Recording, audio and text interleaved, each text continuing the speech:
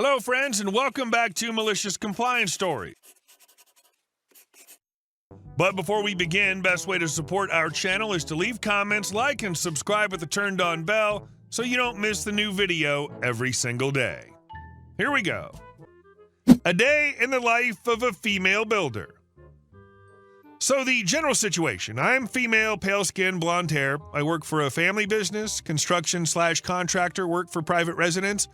I'm the only female on the job. Boss is my dad, and no, I don't get coddled. At the time of this event, I was 19 and working to pay for college. We were working on a deck job in state that's hot and humid, and it was summer at the time. Think you look like you went swimming after a couple hours just standing outside.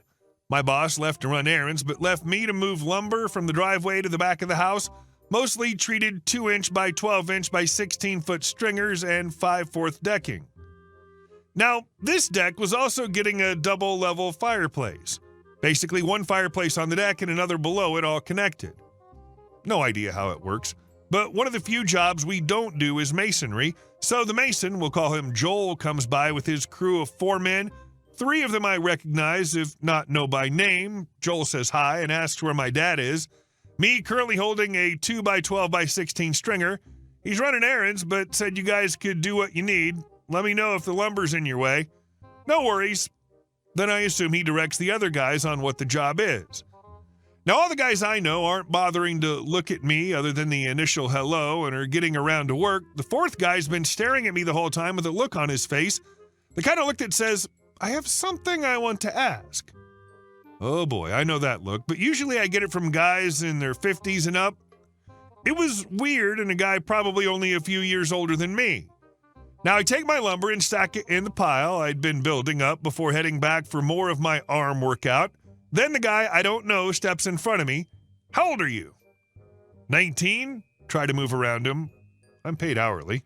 What are you doing? At this point, I think he's a little dense, because it should be obvious what I'm doing. Moving lumber closer to the deck and saw? Why? For the deck?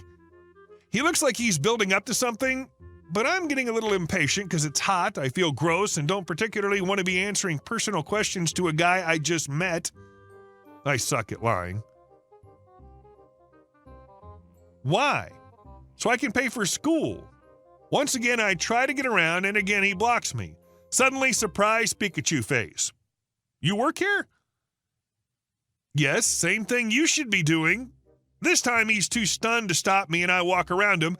Then I hear the other guys laughing. I assume at him. Side note, yes, years later I realized the slight possibility he was going to ask me out. Doubt it. However, no way in hell is trying to corner a girl like that a good way, polite, appropriate way to ask someone out, even if I hadn't been dating someone at the time. Whether you work there, live there, being helpful neighbor, doesn't matter. He was out of line. Joel should hire better people, because it almost sounds like jerk might have been worse had you not had your dad's company to temper his actions. Like, who does that? Corner some random young girl whose prior interaction with your boss shows she has every right to be there, and then start grilling her about crap that A, is none of your business, and B, extremely unprofessional on your part? And our second story. We want you to pay us to be in our podcast. I live in KSA, Kingdom of Saudi Arabia, and recently one of my older cousins told us about a baffling story that has happened to him not too long ago. See, cousin just recently opened his own local restaurant business, as those including food trucks and whatnot are quite popular here. He's not famous by all means, and he's just starting out. So far, things are okay. Not too long after he began the business, he met this guy who showed some admiration for young generation to be their own bosses or something like that, even though the guy himself looked at most 23. No matter, he kept asking cousin some questions about his business and how and where did he started, and eventually said that he'd like to have my cousin as a guest on his team's podcast, which focuses on local and young business owners in KSA. When my cousin asked about the podcast, as he'd never heard of it before, the guy simply said that they haven't started it yet, but would love to have my cousin as their first guest. Cousin said he'll think about it, as he's generally not the talking type and doesn't really care for podcasts. Generally speaking, the medium's not as popular here as it is in the West.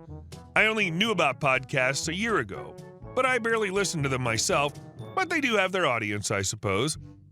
This didn't sit well with the guy who kept pestering my cousin with texts and emails, practically begging him to be their first guest. He tried to play on the emotional string and say that they too want to start their own business like him, and they're a passionate team who wants the best for our fellow youth in the kingdom, blah, blah, blah. You get the idea. Cousin eventually gave in and decided to give the thing a go.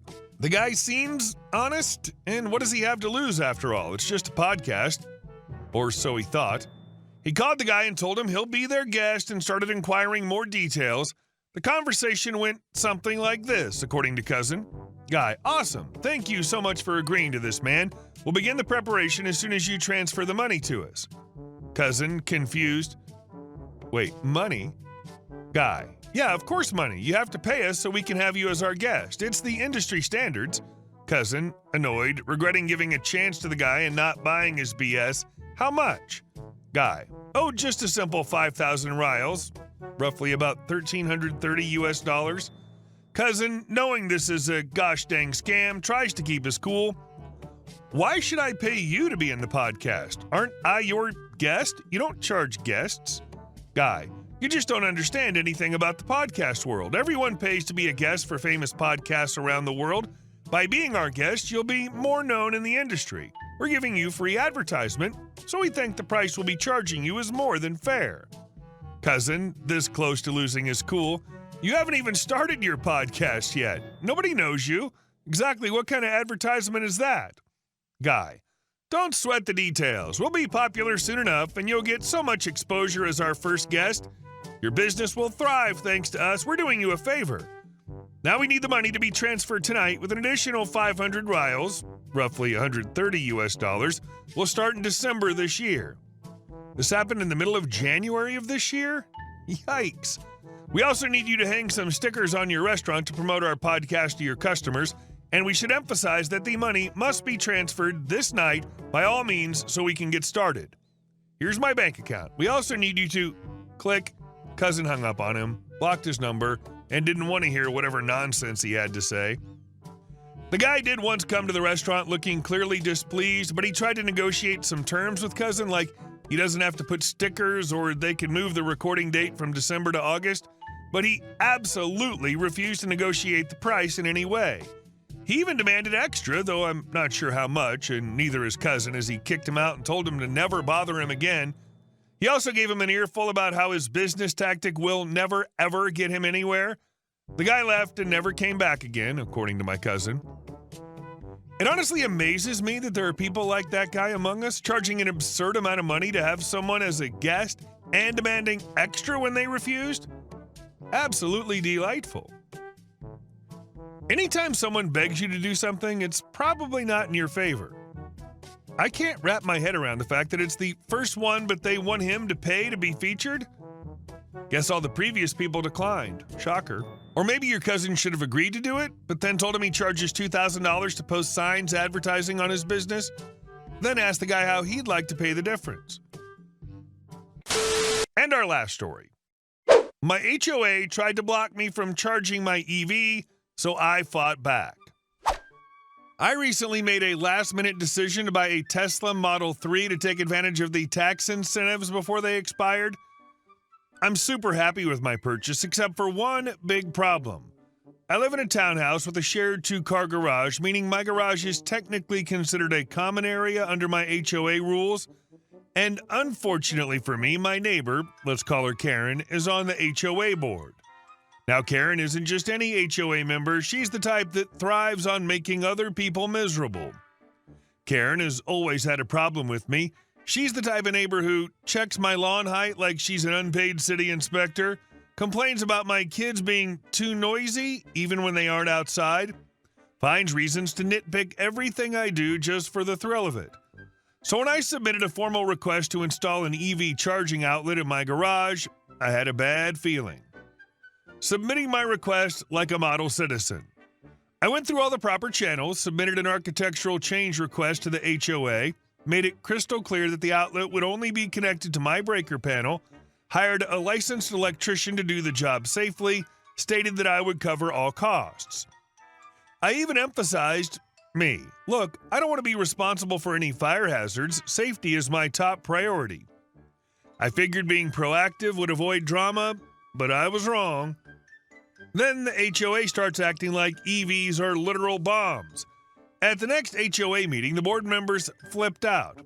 Board member number 1, EVs catch fire all the time. Those fires are impossible to put out. Board member 2, we don't think it's safe to have the wiring inside the garage. Karen, of course, was leading the charge. Karen, we should have them install the outlet outside the garage. That way, if the car catches fire, it won't burn down the whole building. Me, what? That completely defeats the point of having a garage. Another board member chimed in, suggesting that I run an outdoor conduit from my breaker switch around the building rather than have the wiring inside. Me, so let me get this straight. You want me to spend extra money, make my setup less convenient, and run an ugly conduit outside my house because you think my car's going to spontaneously explode? Karen, well, it's a real risk. Me, then why do thousands of people charge their Teslas in garages every day with no issue? Crickets. Then the HOA threw another ridiculous demand at me. Board member number 1, before we approve this, we want to meet with your electrician. Me, why? Board member number 2, to discuss safety concerns. Me, you do realize the county already has safety regulations for EV chargers, right? And my electrician is licensed. Karen, well, we just want to make sure it's safe for the community. Translation, they want to drag this out and make my life difficult. At this point, I knew what they were doing. They weren't concerned about safety, they just wanted to control me. So I decided to hit them where it hurts, their own HOA rules. I dug through the HOA bylaws and found that they had already approved a neighbor's request to install an EV charger last year. There was nothing in the rules prohibiting EV chargers in garages. The HOA could not legally modify my request without justification. Since they were dragging their feet, I had my lawyer draft a letter stating that delaying or blocking my installation without valid reason would be considered discrimination.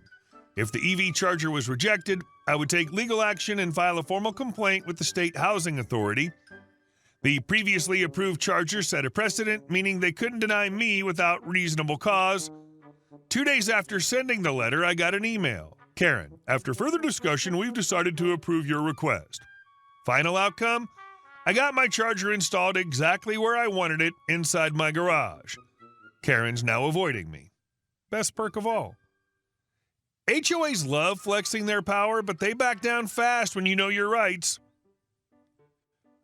Classic HOA nonsense, where common sense goes to die and arbitrary rules reign supreme. Karen and her crew really thought they could stall you out with bogus fire hazard claims and unnecessary hurdles, huh? It's hilarious how they suddenly became electrical engineers overnight. Hey guys, thank you all for watching the video. I'll see you in the next one.